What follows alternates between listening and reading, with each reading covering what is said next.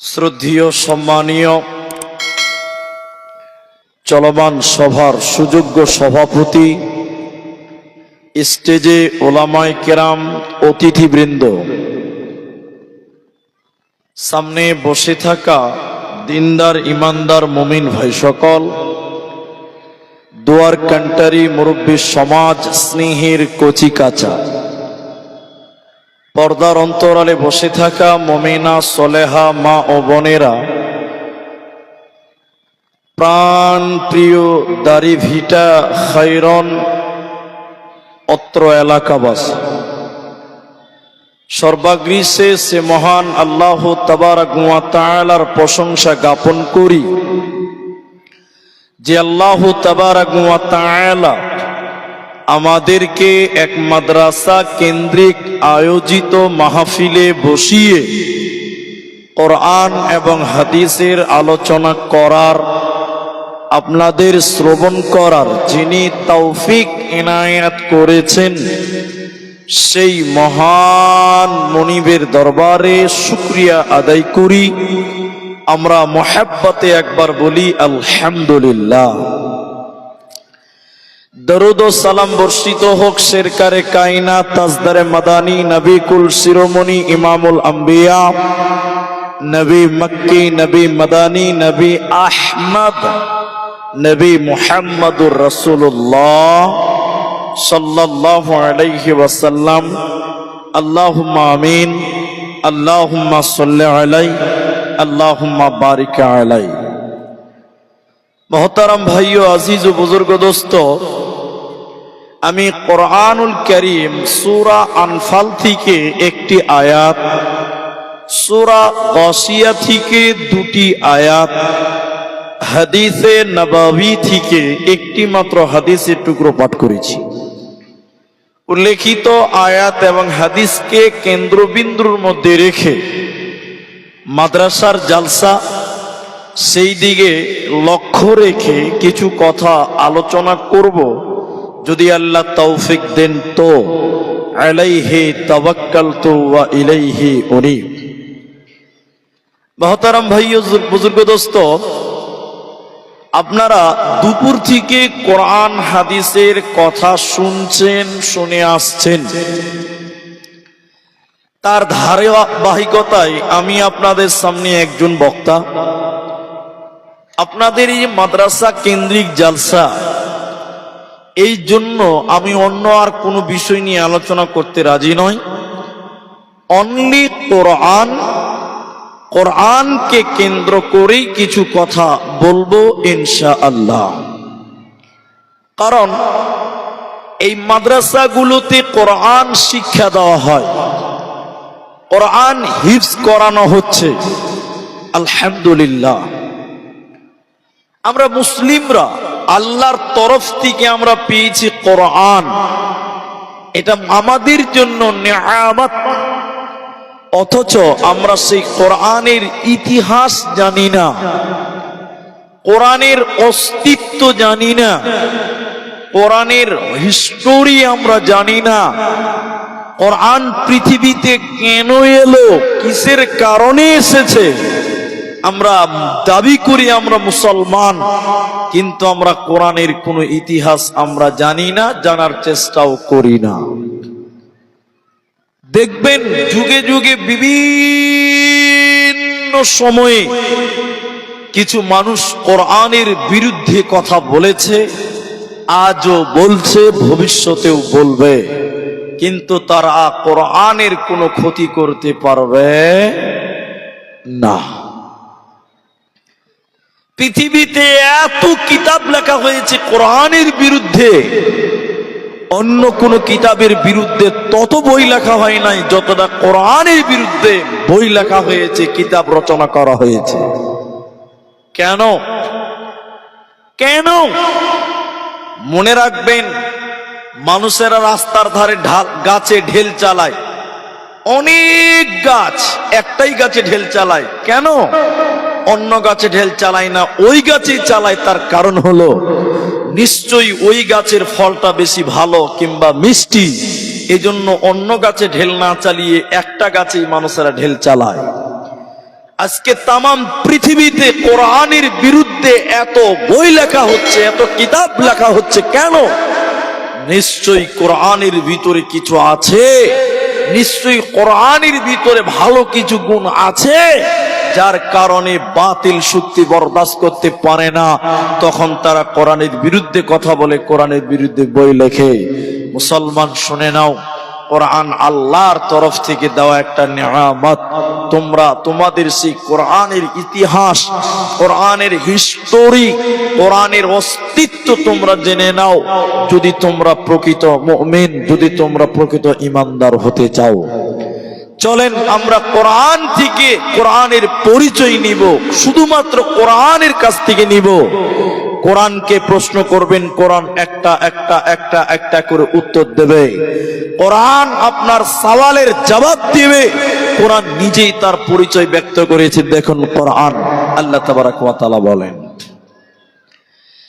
বিসমিল্লাহির রহমানির রহিম,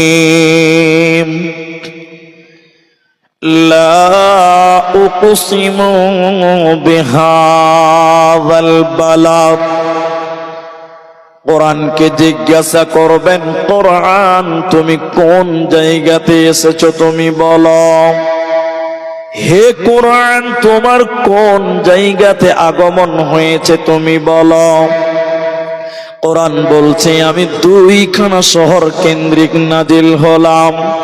ওই দুইখানা শহর রায়গঞ্জ বালুরঘাট নয়, রায়গঞ্জ কিষানগঞ্জ নয়, ওই দুইখানা শহর কোরআনে স্থান পেয়েছে। একটা মক্কা মুকাররমা, অপরটি মদিনা মুনাওয়ারা। কোরআনে যত সূরা আছে, কোনটা মক্কাতে কোনটা মদিনাতে আল্লাহ অবতীর্ণ করেছেন। এই জন্য আল্লাহ তাবারক ওয়া তাআলার কোরআন বলেন, আমি দুইখানা শহর কেন্দ্রিক পৃথিবীতে এসেছে মুসলমান, আমি দুইখানা শহরে আমার আগমন হয়েছে। এরপরে কোরআনকে প্রশ্ন করেন, কোরআন তুমি বলো, তুমি কোন সময় পৃথিবীতে এসেছিলে তুমি বলো। কোরআন বলছে, আমি রমজান মাসে এসেছি বান্দা। শাহরু রমাদানাল্লাযী উনজিলা ফীহিল কোরআন।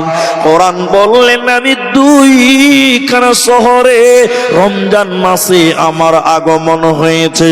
এবার কোরআন কি প্রশ্ন করেন, কোরআন রমজান মাসে কোন টাইমে তোমার আগমন হয়েছে বলো কোরআন। হে কোরআন, রমজান মাসে কোন টাইমে তুমি এসেছো তুমি বলো। দিনের বেলায় না রাতের বেলায়, সন্ধ্যা বেলা না বিকাল বেলা, কোন টাইমে তোমার আগমন হয়েছে কোরআন তুমি বলো। কোরআন বলছে, বিসমিল্লাহির রহমানির রহিম, ইন্না আনজালনাহু ফী লাইলাতিল কদর। আমি রমজান মাসের শেষের 10-এর বেজুরের রাত্রিতে, কদরের রাত্রিতে আমার আগমন হলো। কোরআনকে আবার জিজ্ঞাসা করবেন, কোরআন তুমি পৃথিবীতে কেন এসেছো, কোন কারণে তোমার আগমন হয়েছে তুমি বলো। তোমার উদ্দেশ্য কি, তোমার টার্গেট কি, তুমি কেন কেন কেন কিসের কারণে তোমার পৃথিবীতে আগমন হয়েছে বলো। কোরআন বলছে, হুদাল লিন্নাস, আমি মানুষের হেদায়েতের জন্য এসেছি বান্দা।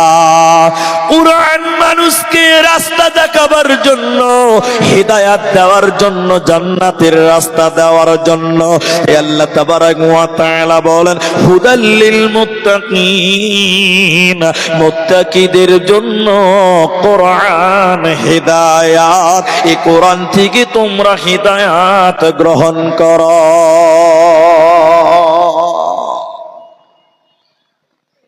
তাহলে কোরআন পৃথিবীতে এসেছে হেদায়াতের জন্য। বিশ্বনবী বলেছেন, তিরমিজির বর্ণনায়, মানিত্তাবাআল হুদা বিগাইরিল কোরআন আদাল্লাহুল্লাহ দাল্লা ইউদিল্লু। দেখেন আল্লাহ কি বলছেন, নবী বলছেন, কেউ যদি কোরআন বাদ দিয়ে অন্য কোথাও হেদায়াতের জন্য যায়, আল্লাহ তাকে হেদায়াত তো দূরের কথা, বরং আল্লাহ নিজে তাকে গুমরাহ করবেন, পথভ্রষ্ট করবেন। আদাল্লাহুল্লাহ, আল্লাহ নিজে তাকে রাস্তা থেকে সরিয়ে দিবেন, পথভ্রষ্ট রাস্তা দেখাবেন। কেন? সেই ব্যক্তিটা কোরআনের কাছে হেদায়েত চাইনি তার জন্য। এই জন্য কোরআন পৃথিবীতে হেদায়েতের জন্য, মানুষকে রাস্তা দেখাবার জন্য, জান্নাত দেওয়ার জন্য পৃথিবীতে কোরআনের আগমন হয়েছে।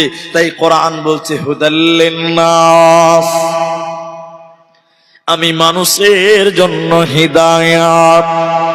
তবে সব মানুষ হিদায়াত পাবে না।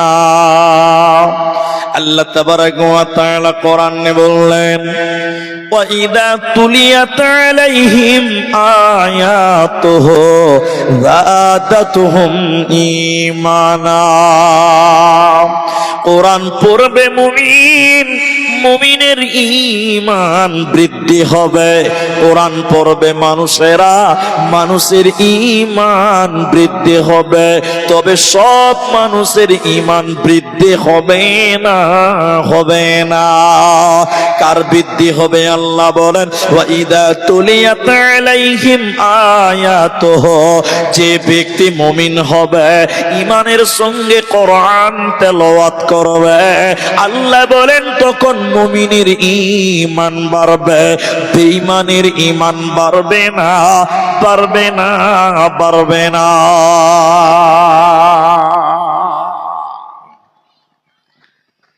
যারা আছেন সামনে একটু মুখ খুলে কথা বলেন, একটু মুখ খুলেন, একটু একটু। ডক্টর ওয়াসিম রেজভির নাম শুনেছিলেন আপনারা? শুনেননি? এতগুলো লোক শুনেননি? কেউ শুনেছিলেন ওয়াসিম রেজভি? ও ভদ্রলোক মুসলিম ছিল, এখন আর মুসলমান নয়, এখন অমুসলিম হয়ে গেছে, খারিজ হয়ে গেছে।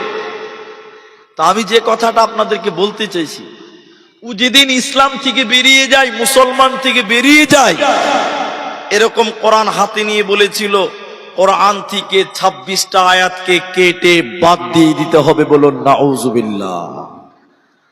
আচ্ছা বলুন, ওই লোকটা কোরআন থেকে 26টা আয়াতকে চিহ্নিত করেছেন, ভালো করে বুঝেন। তাহলে ওই লোকটা কোরআন পৃথিবীতে পড়েছে কি পড়েনি বলেন? অবশ্যই পড়েছে। না পড়লে কি বার করা সম্ভব?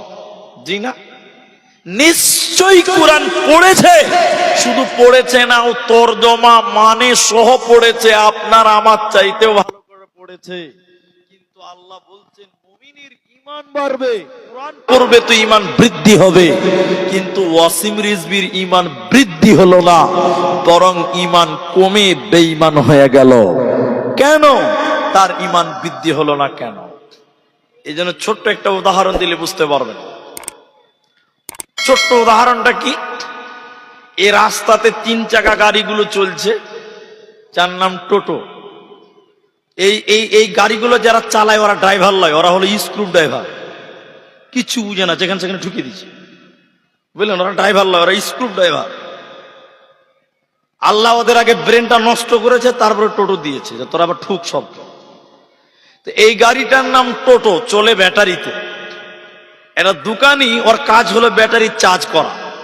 আপনাদের এই মোড়টাতে মনে করেন 10টা ব্যাটারি চার্জ করছে, ব্যাটারির 2টা কানে তার লাগিয়ে দিয়েছে, চার্জ হচ্ছে। এক খ্যাপা খ্যাপা খ্যাপা, বুঝেন তো? পাগল পাগল পাগল, জ্ঞান নাই। ও খ্যাপা যে ব্যাটারি গুলো দেখছে, তাকাইছে, প্লাস্টিক গুলোতে কি হচ্ছে ভাই? কত মাথা মোটা, ব্যাটারিকে প্লাস্টিক বলছে। তো দোকানি বলছে, রে খ্যাপা, এই প্লাস্টিকের ভিতরে কারেন্ট ভরছি, চার্জ ভরছি, লাইট জ্বলবে, টোটো চলবে, মাইক চলবে। তো খ্যাপা মনে মনে বলছে যে প্লাস্টিকেও কারেন্ট ভরা যায়? কত খ্যাপা খালি দেখলেন। খ্যাপা মনে মনে বলছে প্লাস্টিকেও কারেন্ট ভরা যায়? দোকানি বলছে হ্যাঁ যায়। খ্যাপা তাড়াতাড়ি বাড়ি চলে গেছে। ওর বাড়িতে বড় বড় প্লাস্টিকের বালতি ছিল, আর বড় বড় বয়ম ছিল, জার ছিল, বস্তাতে করে বেঁধে নিয়ে চলে এসেছে। দোকানের সামনে ঢেলে দিয়ে বলছে, দোকানদার ভাই, আমার প্লাস্টিক এখানে কারেন্ট ভরে দাও ভাই, আমার বাড়িতে লাইট জ্বালাবো। আচ্ছা আপনারা বলুন, ওর প্লাস্টিকের চার্জ হবে? একটু মুখ খুলে বলুন, হবে? হবে না। দোকানি তখন ওকে বলছে, হট খ্যাপা কোথাকার, হবে না। তখন খ্যাপা রেগে গিয়ে বলছে, কি বললা? হবে না, ফাইজলামু চলছে। এখনই বললে হবে প্লাস্টিকের, আমার প্লাস্টিকে হবে না মানে বদমাশি শুরু করে যাও, তাড়াতাড়ি কারেন্ট ভরে দাও। দোকানি ভয়ে থরথর করে কাঁপছে, শালা খ্যাপা কোথা মারবে, খ্যাপার আবার বিচারও হবে না।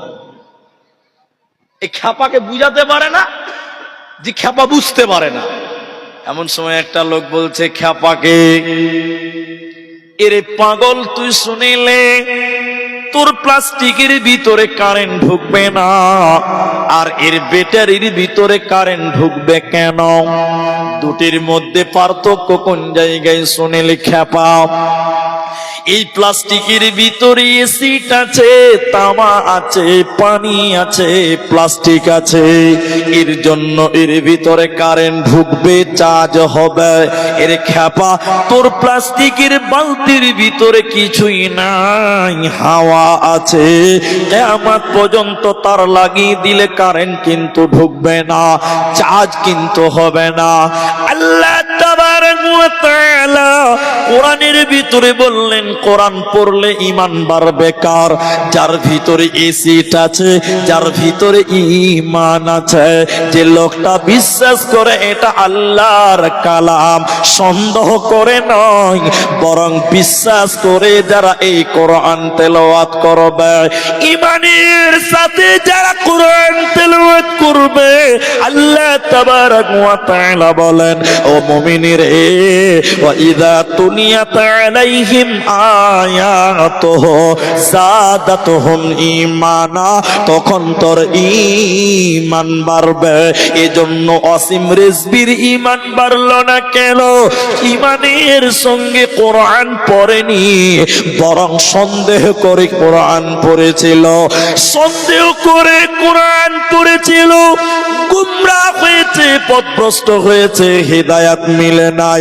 তাই আমার আল্লাহ বলেন, মুমিন রে শুনে লাও, যখন তোমরা কোরআন শুনবে তখন তোমাদের ঈমান বৃদ্ধি হবে, তখন তোমাদের ঈমান বাড়বে, এরই নাম কোরআন।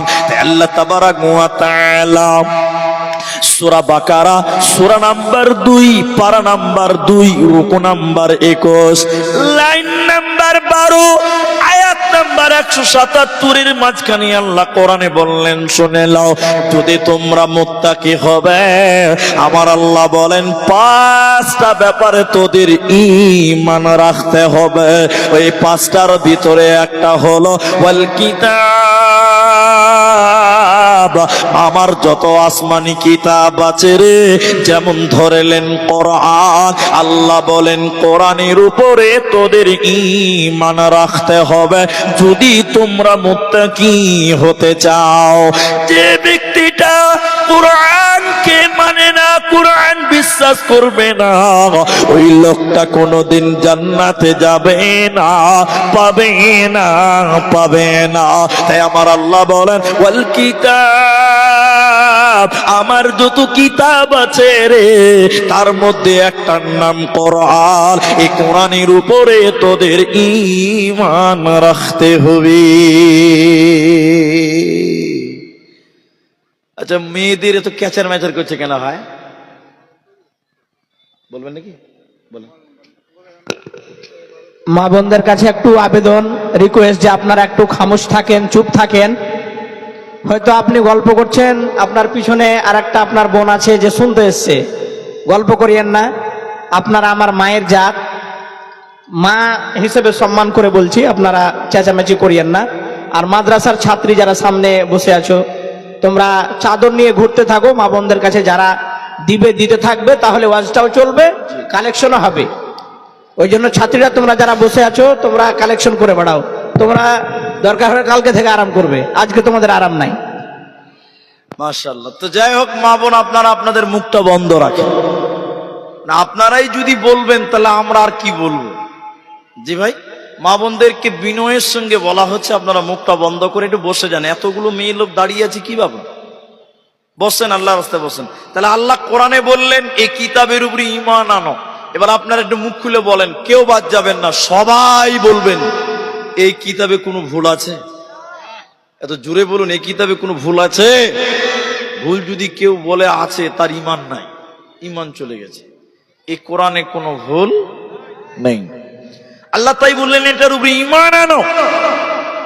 মক্কার মুশরিকেরা, কাফেরেরা, ফুজ্জারেরা ওরা এই কিতাবকে সন্দেহ করে বলেছিল যে এই কিতাবটা আল্লাহর কালাম নয়, এটা নবী মুহাম্মাদের বানানো কিতাব। বলুন নাউযুবিল্লাহ। মক্কার কাফেরেরা বলেছিল, নবীকে পাগল বলেছিলেন, কবি বলেছিল নবীজি কবি হয়ে গেছে।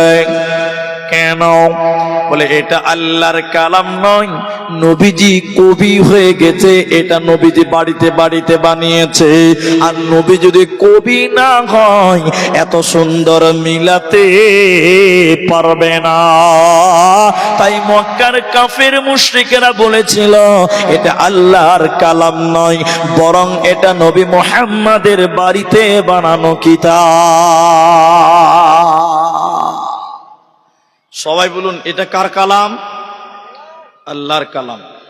এদিকে দেখেন, আমার দিকে তাকান, খুব ক্যাচার ম্যাচার। এই সন্ধ্যার টাইমে জালসা কোনদিন করি না তো মিলাতে পারছি না। এদিকে দেখেন, আমার দিকে তাকান, এটা হলো কোরআন।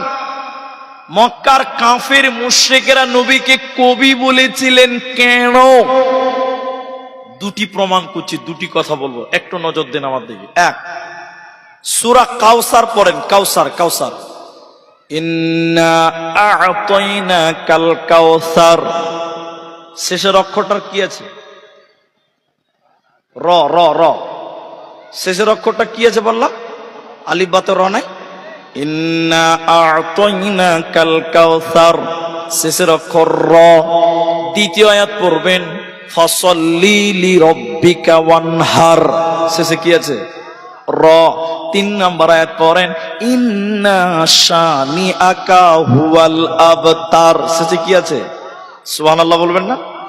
এত সুন্দর মিল। কোরআন কত সুন্দর কবিতা। আল্লাহর কোরআন বলছে ওয়াশ-শামসি ওয়াদুহাহা ওয়াল কমারি ইদা তালাহা ওয়ান নাহারি ইদা জাল্লাহা ওয়াল লাইলি ইদা ইয়াগশাহা ওয়াস সামাই ওয়া মা বানাহা ওয়াল আরদি ওয়া মা তাহাহা ওয়া নাফসিন ওয়া মা সাওয়াহা। সব শেষে হা হা। এত সুন্দর মিল দেখে মক্কার মুশরিকেরা বলেছিল এটা আল্লাহর কালাম নয়, বরং এটা নবীজির কালাম, নবীজি কবি হয়ে গেছে, এজন্য বিশ্ব নবীকে তারা কবি বলেছিল। আল্লাহ তাবারক ওয়া তাআলা ওই কাফেরদের জবাব দিতে গিয়ে আল্লাহ বলেন, বেঈমানদের জবাব দিতে গিয়ে আল্লাহ বলেছেন শুনে নাও হে মুশরিকের দলেরা, যদি তোমরা বলো এই কোরআনটা নবীজি বানিয়েছে, তাহলে আমি আল্লাহ তোমাদের চ্যালেঞ্জ দিয়ে বললাম শোনো, নবীজি একজন মানুষ, তোমরাও যেমন মানুষ। তোমরা যদি বলো নবীজি 30 পারা কোরআন বানিয়েছে, তাহলে আমি আল্লাহ বলছি শুনে নাও তোমরা 1 পারা কোরআন তোমরা বানিয়ে দেখাও। ওয়া ইন কুনতুম ফি রাইবিম মিম্মা নাযালনা আলা আবদিনা ফাতু বিসূরাতিন মিন মিথলি। আল্লাহ তাবারক ওয়া তাআলা বলেন শোনো হে মুশরিকের দল, যদি বলো নবীজি কোরআন বানিয়েছে, তাহলে তোমরা কেন কোরআন বানাতে পারছো না? 114টা সূরা বানাতে হবে না, 30 পারা বানাতে হবে না, একটা সূরা তোমরা বানিয়ে দেখাও, একটা আয়াত তোমরা বানিয়ে দেখাও। ইন কুনতুম সাদিকিন, যদি তোমরা প্রকৃত সত্য হয়ে থাকো, পৃথিবীর কেউ কোরআন বানাতে পারবে না। ভবিষ্যতে সেও কেউ পারবে না, এরই নাম কোরআন। তাই আল্লাহ তাবারাক ওয়া তাআলা বলেন, কোরআন রে তুমি কিসের জন্য এসেছো তুমি নিজেই বলো। আল্লাহর কোরআন বলছে হুদাল লিন্নাস, আমি মানুষকে হেদায়াত দেওয়ার জন্য এসেছি বান্দা, আমি মানুষকে হেদায়াত দেব। কোরআন পড়লে নাকি হয়, কোরআন শুনলে নাকি হয়, কোরআন মানলে নাকি হয়, কোরআনের পেছনে টাকা দিলে নাকি হয়, কোরআনের পেছনে সময় দিলে সেটাও নেকি হবে। বলুন সুবহানাল্লাহ। টোটালটাই নেকিতে ভরপুর আছে। আপনারা আবার আমার দিকে তাকান। একটা লোক লন্ডন থেকে কিতাব নিয়ে এসছে, লন্ডন থেকে, লন্ডন, 1.5 লক্ষ টাকা দাম কিতাব নিয়ে এসেছে। দেখেন এদিকে, চশমা পড়ে সারাদিন বিন বিন বিন বিন বিন বিন করে পড়ছে, পড়তেই আছে পড়তেই আছে পড়তেই আছে। কিতাবের দাম 1.5 লক্ষ টাকা। আচ্ছা বলুন, ওই কিতাবটা পড়লে জ্ঞান বাড়বে, গ্যারান্টি দেওয়া যাবে? জি স্যার, না। কারণ অনেক কিতাব পড়ে মানুষেরা পাগল হচ্ছে। জ্ঞান বাড়তেও পারে, নাও পারে। দ্বিতীয় কথা, 1.5 লক্ষ টাকা দামি বই সারাদিন বিন বিন বিন বিন করে পড়ছে। আচ্ছা বলুন, নেকি পাওয়া যাবে? 2-4 নেকি মিলবে? 1 নেকি তাও দিবে না, তাও দিবে না। বলছে না, জ্ঞানও বাড়বে না, বাড়তেও পারে নাও পারে, নেকি কিন্তু 1 পয়সারও হবে না। কিন্তু বলুন, কোরআন পড়লে জ্ঞান বাড়বে, সন্দেহ আছে কারো?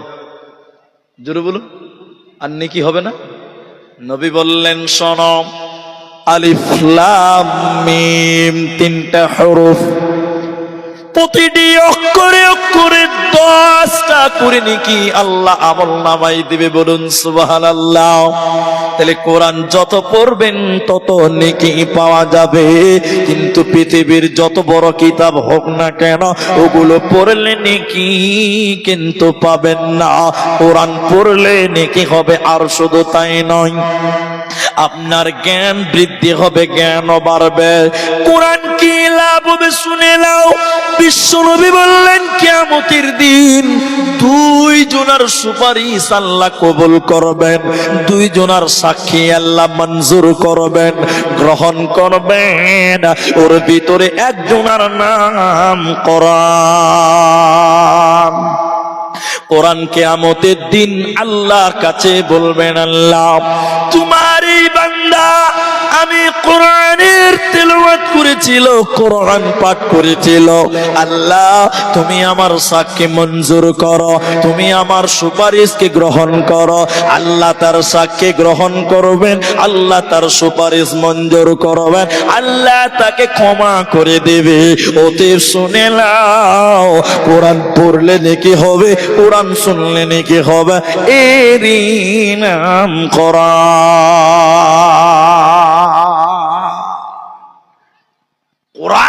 আল্লাহ আমাদের দিয়েছে এই কোরআন, অনেক মুসলমান পড়তেই জানে না। অনেক মুসলমান এই কোরআনটা কি করতে জানে না বললাম? পড়তেই জানে না। এটা উপন্যাস বলি তাহলে বুঝতে পারবেন। আচ্ছা আপনারা বুঝতে পারছেন তো কথা? সব বুঝতে পারছেন ইনশাআল্লাহ? এই তোমরা একটু ইশারা দিবে। এটা উদাহরণ দিচ্ছি, দেখেন কোরআন শিক্ষার কি গুরুত্ব আছে। এক দার্শনিক বুঝেন তো, পণ্ডিত, শিক্ষিত, ও নৌকাতে উঠেছে, নদীতে ঘুরবে, একটু ভ্রমণ করবে। নদীতে উঠেছে, ওর মুখ কি আর বন্ধ থাকবে? দার্শনিক মানুষ প্যাক প্যাক প্যাক প্যাক করতে আছে। তো কি করবে কোনো দিশা পায় না, কেউ নাই, তো গল্পটা করবে কার সঙ্গে? দার্শনিক তখন চিন্তা করলো যে মাঝির সঙ্গেই গল্পটা লাগায়, এটা একটা উপন্যাস। দার্শনিক এবার মাঝিকে বলছে, মাঝি ভাই। মাঝি এবার বলছে, জি ভাই। বলছে, চানটা কেন নড়াচড়া করে রে? আচ্ছা বলুন, ও যদি এই উত্তর দিতে পারবে তাহলে ও কি আর নৌকা চালাতো? কথা বুঝতে পারছেন? কিছু লোকে জ্বালাবার লিগে প্রশ্নটা করছে। মাঝি তখন বলছে, আমাকে এগুলো কিছু জিজ্ঞাসা করিয়ে না ভাই, আমি কোনোদিন স্কুল কলেজ মক্তব মাদ্রাসা লেখাপড়া করিনি ভাই, আমাকে এগুলো বলিও না। তখন দার্শনিক ওর কথা শুনি আহ আহ আহ আহ আহ আহ আহ আহ আহ আহ আহ কলজা ঠান্ডা করে হাসলো। হাসার পরে বলছে, মাঝি রে, তোর জীবনটা 4 আনাই মিছে। মানুষের জীবন কয় আনা? 16 আনা। কয় আনা বললাম? 4 আনা শেষ, থাকলো 12 আনা। ফের খানিকক্ষণ পর এই দার্শনিক মাঝিকে আবার বলছে, মাঝি ভূগোল জানো? ভূগোল ভূগোল। মাঝি আবার বলছে, ওগুলো জিজ্ঞাসা করিয়ে না, ও বাপ দাদার কাছ থেকে নৌকা চালিয়ে খায়, ওগুলো আমাদের লেখাপড়া করা হয়নি। মাঝির উত্তর শুনে দার্শনিক আবার আহ আহ আহ আহ আহ আহ আহ আহ একদম কলজা ঠান্ডা করে হেসে নিল। বলছে, মাঝি রে, তোর জীবনটা 8 আনাই মিছে। আর কয় আনা থাকবে? 8 আনা আছে মাত্র।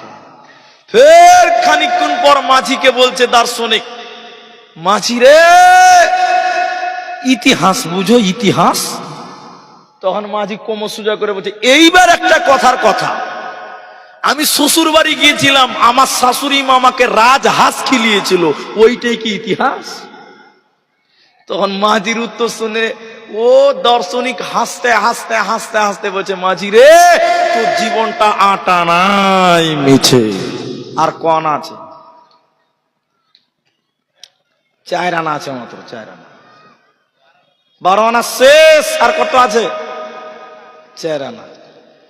এমন সময় নৌকা যখন নদীর মাঝখানে গেছে, ভালো করে শুনেন, একদম ঝড়, কালো অন্ধকার, বিজলি কড়াক কড়াক কড়াক।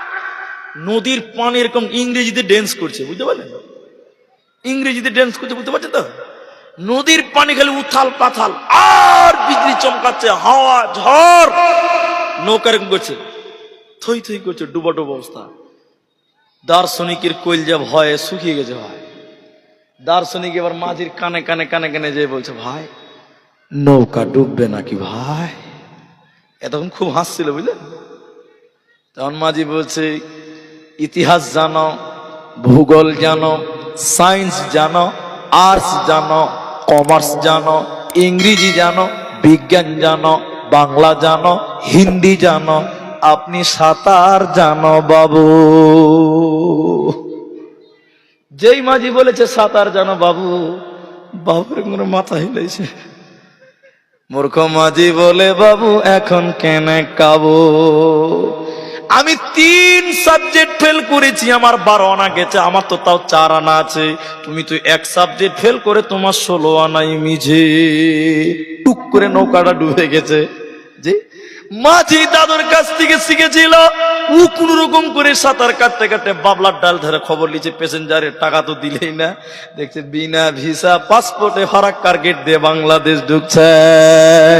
এখানে একটা শিক্ষা আছে বন্ধুরে, দুনিয়াতে ইংরেজি জানো, বিজ্ঞান জানো, সায়েন্স জানো, আর্টস জানো, কমার্স জানো, হিন্দি জানো, বাংলা জানো, ফার্সি জানো, যেদিন কিয়ামতের ঝড় উঠবে রে, ফেরেশতা বলবে কোরআন জানো বাবু।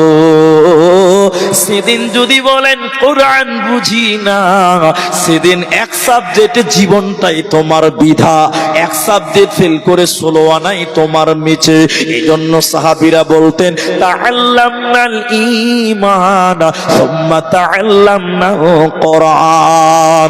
বিশ্বনবী আমাদের ঈমান দিয়েছেন, ঈমানের কথা বলেছেন, এরপরে আমাদের হাতে তুলে দিয়েছেন কোরআন। অতএব মুসলমান, তুমি তোমার মাবুদের দেওয়া নিয়ামত কোরআনের তুমি খবর নাও, কারণ আল্লাহ বলেছেন, শুনে নাও, এই কোরআনের নাম ফুরকান, এই কোরআনের নাম বুরহান, এই কোরআনের নাম বাইয়িনা, এই কোরআনের নাম নূর, এই কোরআনের নাম তানজিল, এই কোরআনের নাম জিকির, এই কোরআনের নাম কারীম, এই কোরআনের নাম হাকিম। এই রকম কোরআনের 56টা নাম আছে বন্ধুরে। তোমরা এই কোরআনকে বেশি বেশি তেলাওয়াত করো, পরকালে তোমাদের নাজাত হয়ে যাবে, কোনো চিন্তা রবে না। আরেকটা কথা বলছি, এ যারা ভিডিও করছে তারাও শোনো, এটা অত্যন্ত জরুরি, এটা প্রচার করা দরকার সোশ্যাল মিডিয়াতে। কি জানেন? মুখ খুলে আপনারা বলেন, মুসলমানদের বাড়ির গেটে লেখা আছে 786, আছে না নাই বলুন, হ্যাঁ না বলুন। মসজিদের গেটে পর্যন্ত 786 লেখা আছে, মসজিদের গেটে, মসজিদের গেটে। আল্লাহর কসম, দরকার ছিল না, কথাটাকে মজবুত করার জন্য কসম করলাম। পূর্ব বর্ধমান জেলার খরদত্তপাড়া মাদ্রাসায় জালসায় গেছিলাম গত বছর। এত লাইট, কালারিং লাইট চলছে রাস্তাতে, কালারিং লাইট, উপর দিয়ে লাইট দিয়ে দিয়েছে। ওই গেটে লেখা আছে 786। সবাই বলুন কি বললাম? স্টেজে উঠেছি রাত 1টা বাজে, তখন রাত 1টা স্টেজে উঠেছি। সে মুলবিরা সব বসে আছে, বড় বড় আল্লামা বসে আছে। আমি উঠে বললাম 786 গেটে লেখা আছে, এর মানেটা কি ভাই কেউ বলেন? একটা লোক স্টেজের কানা থেকে আমার দিকে তাকিয়ে বলছে, মুলবি সাহেব তুমি এটাই জানো না? মানে আমি এর মানে জানি না, মানে কিছু জানি না। তাহলে আমি বললাম যে আমি শিখতেই তো এসেছি, বলেন। ওই যে 786 মানে বিসমিল্লাহির রহমানির রহিম। এই উত্তর শুনেছেন কি শুনেন না? একটু হেনা বলেন, শুনেন না? আচ্ছা বলুন, 786 বললে বিসমিল্লাহ হবে? এরা বলে না হবে? আজকে এই গ্রামে, দাড়িভিটা গ্রামে গরু জবাই হয়েছে, হয়নি? হয়েছে কিনা? আচ্ছা, গরু জবাই করার দোয়া কি কেউ বলতে পারবেন? বিসমিল্লাহ। এখন কেউ যদি বলে না আমি অঙ্কতে দোয়া বলবো 786 আল্লাহু আকবার, কে খাবে বলো? কে খাবেন বলেন? খাবে কেউ? বিসমিল্লাহর জায়গায় যদি বলে 786 আল্লাহু আকবার, এটাও তো বিসমিল্লাহ, আল্লাহ কবুল করবে? জি হবে না। বিসমিল্লাহ বললে নেকি হবে। কি হবে? নেকি হবে।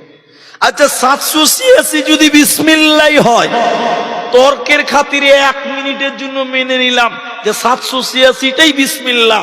বিসমিল্লাহটা কোরআনের আয়াত, কোরআনের কি বললাম? আয়াত। এক সূরাতে বিসমিল্লাহ নাই, আরেক সূরাতে ডবল বিসমিল্লাহ আছে। 786 যদি বিসমিল্লাহ হয়, তাহলে আল্লাহু আকবারের একটা অঙ্ক হবে। কি বলছেন, হবে না?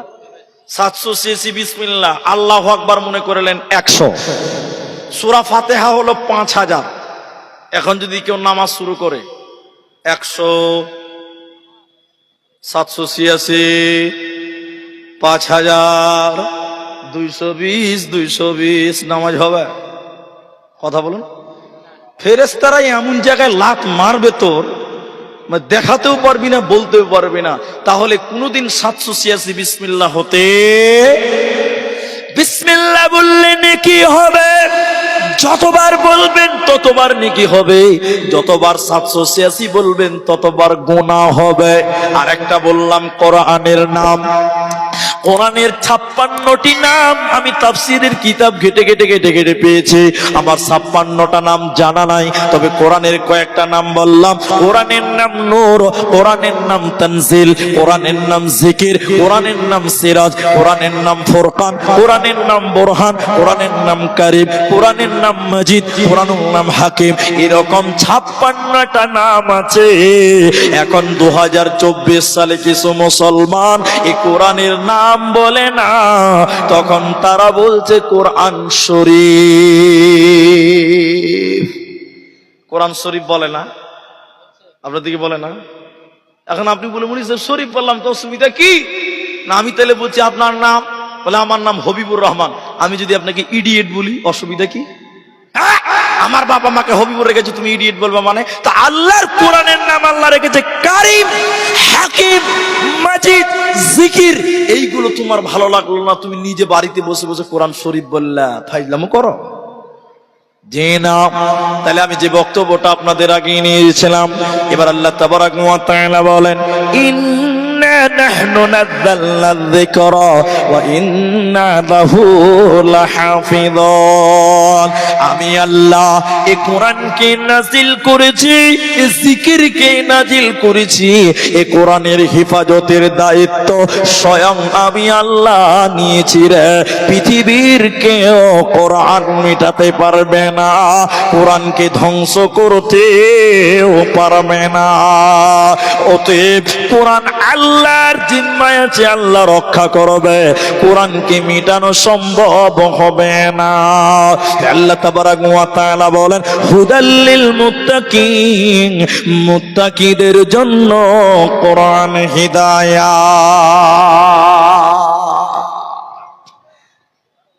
উতবা, সায়েবা, কাফের মুশরিক যারা মক্কাতে ছিল ওরা একটা এলান করে বেড়াচ্ছে, এলান এলান কি?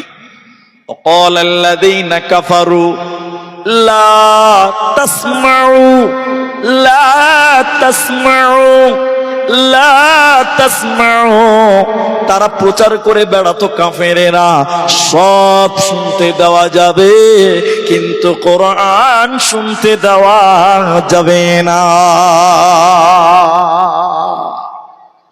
এখন জালসাতে মেলা বসছে গো, জেসে মেলা। কালকে জালসাতে, গ্রামের নাম বললাম না, কালকে জালসাতে আমাকে বলছে দোয়া করেন তো মৌলভী সাহেব। কিসে দোয়া করবো? জালসার মেলা থেকে 30,900 টাকা এসেছে, ওইটার লিগে বলে আবার দোয়া করতে হবে। ওরা জালসার ব্যাঘাত ঘটাচ্ছে, ওইটার লিগে আমাকে দোয়া করতে বলছে। দোয়া করেন, ওরা ভালো কাজ করেছে। মেলা লাগিয়ে লোককে টেনে নিচ্ছে, কোরআন শুনতে দিচ্ছে না, ওরা ভালো কাজ করছে না খারাপ কাজ করছে? ওইটা এবার আমাকে বলছে বলি সেটা দোয়া করো, মেলাতে দান দিয়ে সেটা দোয়া করো। সব দোয়াতে আমিন বলতে নাই, কথা বুঝতে পারছেন? সব দোয়াতে কি বলতে হয় না? সেদিন বলেছি আবার বলছি, এক লোক মসজিদে দোয়া করতে বলেছে মুলি সাহেবকে।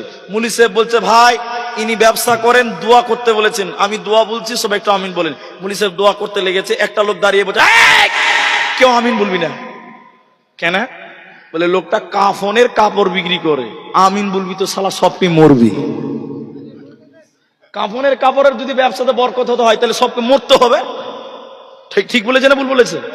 ও না মরলে কি ওর ব্যবসাতে বরকত হবে? তো সব দোয়াতে আমিন বলতে হবে না, খুব ভাবনা চিন্তা করে আমিন বলতে হয়। জি, তো বলছিলাম কাফেরেরা বলে বেড়াতো وقال الذين كفروا لا تسمعوا لهذا القرآن, তোমরা সব শুনিও কোরআন শুনিও না।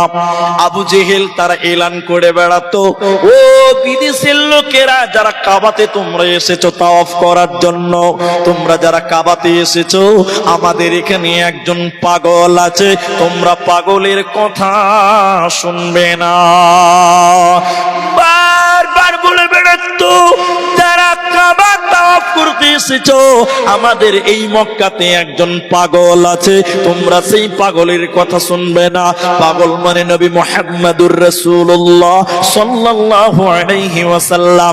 বিদেশি লোকেরা বলল এটা কেমন পাগল যার জন্য এলান করে বেড়া হচ্ছে চলো চলো তাকে দেখবো, কিন্তু আমরা শুনবো না। বলে কেমন করে দেখবি আর শুনবি না? এবার বিদেশি কাফেরেরা ওরা কানের ভিতরে আঙুল দিয়ে কান বন্ধ করলো। আল্লাহর নবী কাবার সামনে হাকিমের পাথরে হেলান দিয়ে দিয়ে কেউ বলেছেন সূরা রহমান, কেউ বলেছেন সূরা কাহফ তেলাওয়াত করছিলেন। কাফেরেরা নবীজিকে ঘিরে ধরলো, তারা তো বিদেশের মানুষ, নবীকে কোনোদিন দেখেনি, এরা তো পাগল মনে করে এসেছে। নবীজির সূরাত, নবীজির চেহারা, নবীজির সূরাত দেখে তারা বলতে বাধ্য হয়েছিল ইনি কোনোদিন পাগল হতে পারে না, পাগল কোনোদিন এত সুন্দর হবে না। তখন তারা কান থেকে আঙুল বের করে দিল। নবীজির জবানে তারা কোরআন শুনেছিল, বিশ্ব নবীর জবানে যখন তারা কোরআন শুনলো মনোমুগ্ধ হয়ে গেল। তারা দলে দলে রাসূলের হাতে হাত রেখে তারা কালেমা পড়েছিল, তারা ঈমান এনেছিল। কোরআন এমনই একটি কিতাব যে শুনে সেই তো ঈমান আনে, যে শুনে সেই হিদায়াত গ্রহণ করে। তাই আমার আল্লাহ তাবারাক ওয়া তাআলা বলেন হুদাল লিন্নাস, এই কোরআন মানুষের হিদায়াত। আশ্চর্য বিষয়, যে কোরআন শুনে সেই ঈমান গ্রহণ করে। হযরতে উমরের মতন জবরদস্ত একটা লোক কোরআনের প্রেমে পড়ে হিদায়াত নিয়েছিল, বলুন সুবহানাল্লাহ। দেখবেন আরেকটা দেখাই মজার ঘটনা কি। আল্লাহ রাসূল ঘরের ভিতরে কোরআন পড়তেন, কাফেরেরা বাড়ির পেছনে দাঁড়িয়ে দাঁড়িয়ে কোরআন শুনতো। তারা আবার কারা? তারা লিডার, তারা লিডার। আবু জাহাল, উতবা, সাইবা এরা মুনাফিক সর্দার লিডার। রাসূল বাড়িতে কোরআন পড়ে, ওরা পেছনে পেছনে কান পাতে শুনে, ভালো লাগে। সুবহানাল্লাহ বল। একদিন কাফেরেরা বলছে হারে আমরাই যদি কোরআন শুনি তো লোক কি কি করে মানবি রে, লোক কি কি করে থামবি, আমরাই তো থামতে পারি না। কি ব্যাপার মা বোন, একটু মুখটা বন্ধ করেন, ওদিকে এত হো হো করছে, কি ব্যাপার? আল্লাহ, খালি বেলুন ঘুরে বেড়াচ্ছে গো, আল্লাহ। মা বোন, আপনারা ধৈর্যের সঙ্গে বসেন, একটু মুখটা বন্ধ রাখেন। তো কারা বলতে লাগলো কাফেরেরা, আরে আমরাই যদি কোরআন শোনা বন্ধ না করি তো কাফের অন্য লোকেরা তো শুনবেই। তখন একজন আরেকজনাকে বলছে, আমার দিকে দেখেন খুব ভালো করে, একজন আরেকজনাকে বলছে কাল থেকে আর কোরআন শুনতে আসবি না। কথার মানে মানে বলছি, আমি ইনাকে বলছি যে ভাই কাল থেকে তুমি আর কোরআন শুনতে আসবে না, আমিও আসবো না। উনাকে বলছি আপনিও আসবেন না, ইনাকে বলছি আপনিও আসবেন না। চারজন অস্বীকার করলাম যে কাল থেকে কোরআন শুনতে, বলুন না কাল থেকে কোরআন শুনতে আসবো না। দিন চলে গিয়ে রাত হয়েছে, আমি মনে মনে ভাবছি ওরা তিনজন তো বলেছে আসবে না, তো আমি একলাই যাব, ধরতেও পারবে না, জানতেও পারবে না। আমি এটা মনে মনে ভাবছি, ইনিও ওইটাই মনে মনে ভাবছে যে ওরা তিনজন তো আসবে না, তাহলে আমি আজকে একাই জি ভরে কোরআন শুনবো মোহাম্মদের কাছে। চারজনই এই চিন্তা ভাবনা করে রাতের বেলায় রসুলের বাড়ির পেছনে যখন এসে একজন আর পড়েন বজ্র কলম চেপে রাখা ইতিহাস, ইতিহাস গোপন কেন, বই পড়েন পেয়ে যাবেন। তো তারা বলেছিল মুসলমান দেশ থেকে তারো, মুসলমানদেরকে তারো, ওলামাদেরকে ফাঁসিতে ঝুলিয়েছিল। কিন্তু জোরে বলুন, মুসলমানদেরকে এই দেশ থেকে তারতে 19 লক্ষ লোক বাদ গেছে। সবাই বলুন কত লক্ষ? 19 লক্ষ। 19 লক্ষর মধ্যে প্রায় 12.5 লাখ শুধু অমুসলিম হিন্দুরা, আর কিছু খ্রিস্টান বৌদ্ধ আছে, মুসলমান মাত্র 4। বলছে মুনি সাহেব তোমার মাদ্রাসায় কোরআন আছে? মুনি সাহেব বলছে এটা কেমন প্রশ্ন, আছে? তখন ওই লোকটা বলছে কতটি আছে মুনি সাহেব? বলে মেলাইটি আছে। তুমি কটি লিবে? সব টিপ লিব। তখন কোরআন বিরুদ্ধে আন্দোলন চলছে। আব্দুর রহমান তুমি 1 থেকে 10 পারা শুনিয়ে দাও, আব্দুর রহিম তুমি 11 থেকে 20 পারা শুনিয়ে দাও, আব্দুল সাত্তার তুমি 21 থেকে 30 পারা শুনিয়ে দাও। এই তিনটা ছেলে যখন বিসমিল্লাহ থেকে শুরু করে মিনাল জিন্নাতি ওয়ান নাস বলেছে, ওই কোরআন যদি পুড়িয়ে ফেলা হয় তবুও কোনো চিন্তা হবে না, মুহূর্তে নতুন কোরআন বেরিয়ে যাবে। অতএব কোরআনকে মিটানো যাবে না, যাবে না। একজন দার্শনিক এরকম করে চক্ষু দিয়ে তোমরা দেখো, এই কোরআনটা কোনো কাগজে নয়, এই কোরআনটা কোনো কালিতে নয় মুসলমান, বরং এই কোরআনটা শহীদের রক্তের বিনিময়ে এসেছে রে। এই কোরআনে শহীদের নাম, তারা জান্নাতের ফুল বাগিতে অতিথি ভ্রাম্যমান, রাহেলিল্লাহ করছে তারা জীবন কোরবান, আল্লাহ। সাহাবীদের কথাটা শোনাই, তারা কোরআনের জন্য কি করেছেন। মা বোন, এখানকার মেয়েরা খুব উচ্ছৃঙ্খল, বুঝতে পারছি। অন্য অন্য জায়গায়, কালকে ভুলকি মাদ্রাসা ছিলাম, কালেকশন করলাম 34টা আংটি আমি তুলেছি। 34টা আংটি, 4টা নাকের ফুল, আর 5টা মালা, আর হাতের বালা, পায়ের তোড়া, সব তুলেছি। সুবহানাল্লাহ বল। এত উচ্ছৃঙ্খল তারা নয় মা বোন, আপনারা মুখটা বন্ধ রাখেন। একদিন নবীজির এই সাহাবী তার চাচার কাছে গিয়ে বললেন, চাচাজি আমি মদিনা মুনাওয়ারা চললাম, আমি ঈমান আনলাম, কালেমা পড়লাম। চাচা আপনি যদি শরীরে যে লুঙ্গিটা পরনে আছে ওইটাও আমার টাকার কিনা লুঙ্গি, ওইটাও খুলে দিয়ে ল্যাংটা হয়ে যেতে হবে, আমার জিনিস নিয়ে যেতে দেব না। পেড়ে 2 খণ্ড করল। মা ওই কম্বলটা ছেলে আব্দুল উজ্জাকে দিয়ে বলল, বেটারে একটা পরনে গামছা বেনে নাও, আর একটা গায়ে চাদরের মতন ঝুলিয়ে নাও। মায়ের কাছ থেকে কোরআনকে বাঁচাবার জন্য মুতার যুদ্ধ সংগঠিত হবে। আর ডঙ্কা বেজে গেছে, মসজিদে নববীতে আল্লাহর নবী এলান করালেন, ও মদিনার আনসার মহা, তুমি কেন এখানে এসেছ? তার মানে জানেন রে আব্দুল্লাহ, এখন টাকা নেওয়া হচ্ছে, তোমার তো টাকা নাই, তুমি কেন এখানে এলে তুমি বলো।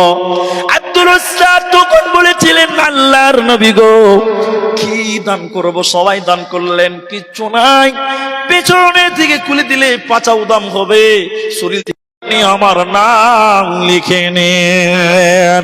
এরকম সাহাবীরা ইসলামকে বাঁচাবার জন্য, দ্বীনকে বাঁচাবার জন্য, কোরআনকে বাঁচাবার জন্য তারা নাম লিখিয়েছিলেন। আল্লাহ তাবারাক ওয়া তাআলা তাই বলেন, মুমিন রে, মাশাআল্লাহ। এবার আমাকে মনে হয়েছে এটা আগাতে হবে। একজন ভাই দিলেন কোরআনের জন্য 1000 টাকা। সাহাবীরা নিজে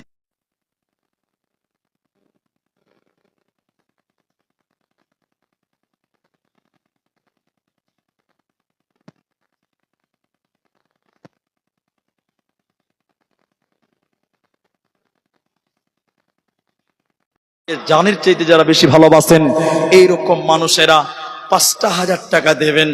5,000 টাকা কোরআনকে বাঁচাবার জন্য। এইরকম এক একজন মানুষ একটু দয়া করে হাতটা উঁচু করেন, আমি একটু মুসাফা করব, আমি তাদের জন্য একটু দোয়া করে দিব।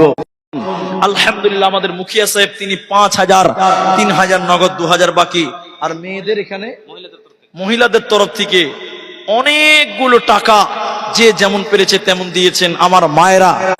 তাহলে 4টা, আর স্বামী স্ত্রী 2টা, কটা হয়েছে? বাবা মা 2টা, বাবা মা নাই। আচ্ছা, হিসাব থেকে তো বাদ দেওয়া যাবে না। বাদরুদ্দিন সাহেব, মাস্টার বাদরুদ্দিন সাহেব 1000 নগদ, 4,000 টাকা বাকি, 5,000 টাকা। মাশাআল্লাহ।